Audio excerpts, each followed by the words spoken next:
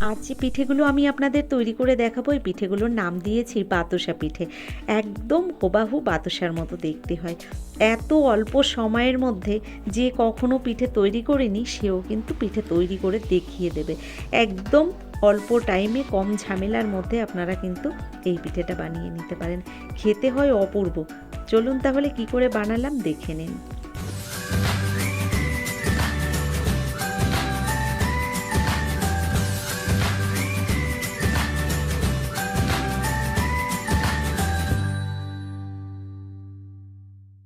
আজ যে পিঠেগুলো আমি আপনাদের তৈরি করে দেখাবো তার জন্য দেখুন, এখানে একটা বোলের মধ্যে একটা কাপ মেপে নিয়েছি 1 কাপ চালের গুঁড়ো।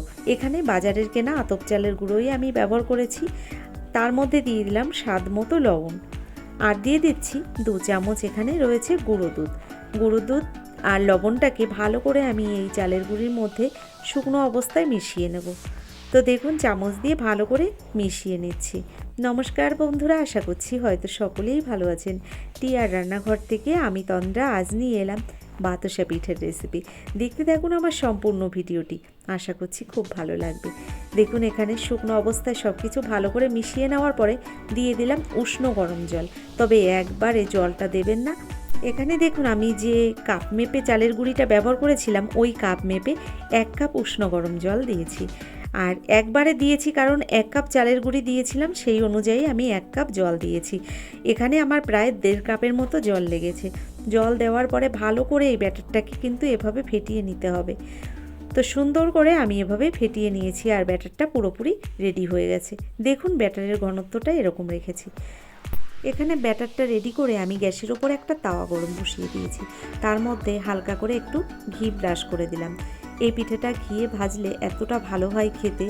তো আপনারা একবার আমার কথা শুনে বাড়িতে এভাবে বানিয়ে দেখবেন। এত সহজ রেসিপি যে কেউ কিন্তু বানিয়ে নিতে পারবে। দেখুন, 1 চামচ করে ব্যাটার জাস্ট এভাবে শুধু আমি দিয়ে দিচ্ছি, আর দেখুন বাতাসার মতো তৈরি হয়ে যাচ্ছে। খুব সুন্দর হয় পিঠেগুলো, বারবার বলছি আপনারা একবার বাড়িতে বানিয়ে দেখবেন। ঝোলা গুড়ের সঙ্গে পিঠেগুলো এতটা ভালো হয় খেতে। এছাড়া আপনারা কিন্তু দুধের মধ্যে ওই পিঠাগুলো তৈরি করে নিয়ে ভিজিয়ে নিতে পারেন। খুব ভালো হয়, একদম চিতই পিঠের মতো দেখতে, কিন্তু একটু ছোট ছোট, আর খেতে একদম অন্যরকম টেস্ট। আপনারা না খেলে বুঝতে পারবেন না। দেখুন, এত সহজ, আপনারা হয়তো এর আগে কখনো এই পিঠে বানাননি। তো এভাবে এক এক করে আমি পিঠেগুলো কিন্তু এই তাওয়ার মধ্যে দিয়ে দিলাম। আর এবার ঢাকনা বন্ধ করে 1 থেকে 1.5 মিনিট আমি রেখে দেবো, তার মধ্যে পিঠেগুলো তৈরি হয়ে যাবে। দেখুন, ঢাকনাটা বন্ধ করে দিয়েছি। 1 থেকে 1.5 মিনিট বাদে আবার চলে আসলাম, ঢাকনাটা খুলে আপনাদের দেখাচ্ছি। দেখুন, পিঠেগুলো পুরোপুরি রেডি হয়ে গেছে আর কতটা সুন্দর হয়েছে। আর গ্যাসের ফ্লেমটাকে আমি কিন্তু মিডিয়াম ফ্লেমে রেখেছি। একদমই হাই ফ্লেমে রাখা যাবে না, তাহলে এই পিঠেগুলোর নিচে কিন্তু কালো হয়ে যাবে। আর আমি এই পিঠেগুলো বানিয়ে নিয়েছি, এর তলার পাশটা কিন্তু একদম সাদা রয়েছে, খুব সুন্দর হয়।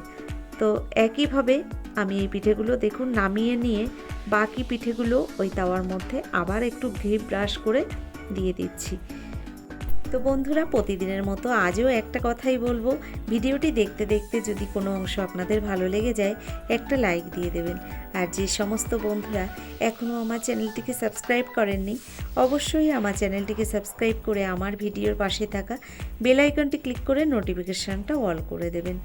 এছাড়া আপনাদের বন্ধুবান্ধবের মধ্যেও আমার এই ভিডিওটা শেয়ার করে দিতে পারেন।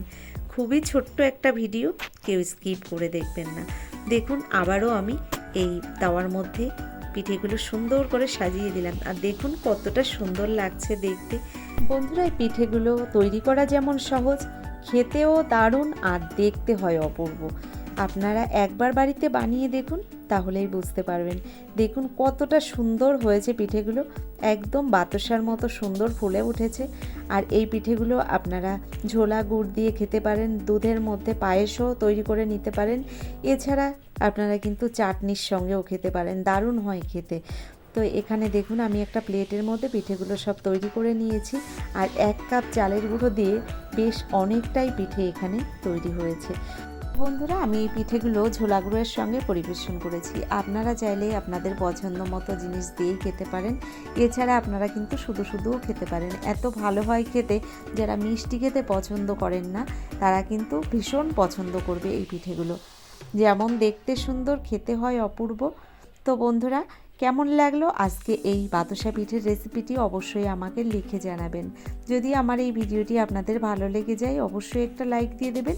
আর যারা এখনও আমার পরিবারের সঙ্গে যুক্ত হয়ে যাননি অবশ্যই আমার পরিবারের সঙ্গে যুক্ত হয়ে যাবেন। আজকের মতো এই পর্যন্ত। ধন্যবাদ ভিডিওটা দেখার